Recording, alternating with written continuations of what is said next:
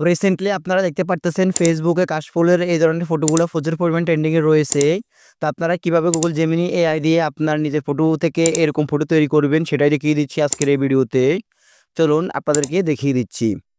So first of all হচ্ছে এরকম photo edit করার জন্য আপনাদেরকে চলে যেতে হবে আপনাদের মোবাইল ফোনে গুগল প্লে স্টোর থেকে আপনারা গুগল জেমিনি অ্যাপ্লিকেশনটাকে ইনস্টল করে নেবেন। ইনস্টল করে নেওয়ার পর আপনারা জাস্ট হচ্ছে এটাকে ওপেন করবেন।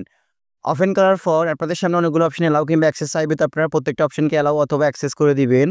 অ্যাক্সেস করে দেওয়ার পর এখানে আপনারা দেখতে পারবেন উপরে 2.5 প্লাস, যদি এটা না থাকে তাহলে আপনারা এটার উপর ক্লিক করবেন। ক্লিক করার পর এখান থেকে হচ্ছে জাস্ট আপনারা এখানে 2.5 প্লাস করে দিবেন। করে দেওয়ার পর এখন হচ্ছে আপনারা নিচে দেখতে পারতেছেন এখানে কলা এবং হচ্ছে ছবি লিখা একটি আইকন, তো আপনারা জাস্ট হচ্ছে এই আইকনটির উপর ক্লিক করবেন।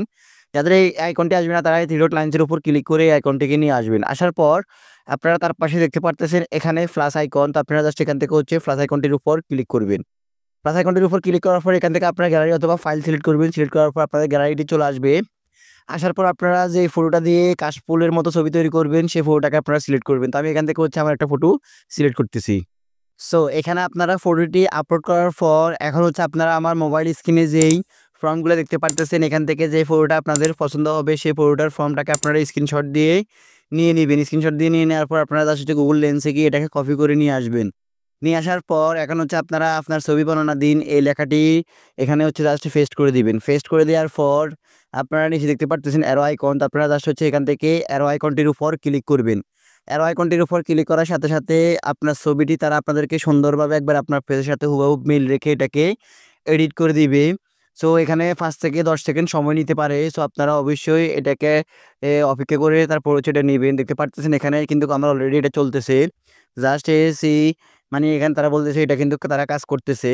সো আপনাদেরকে সর্বোচ্চ 25 থেকে 30 সেকেন্ড সময় নিবে। দেখতে পারতেছেন অলরাইট কিন্তু আমার ছবিটি তারা আমাকে সুন্দরভাবে একবার নিখুঁত করে এডিট করে দিয়েছে, দেখতে পারতেছেন।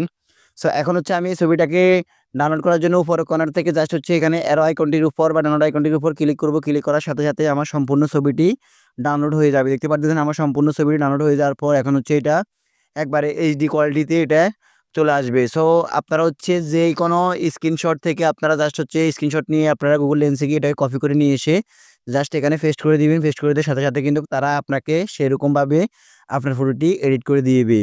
তো গাইস মূলত হচ্ছে আজকের মতো আমার এই ভিডিও, যদি আমার এই ভিডিও থেকে একটু উপকার হয় কিংবা ভালো লেগে থাকে তাহলে অবশ্যই ভিডিওতে একটা লাইক দিয়ে যাবেন।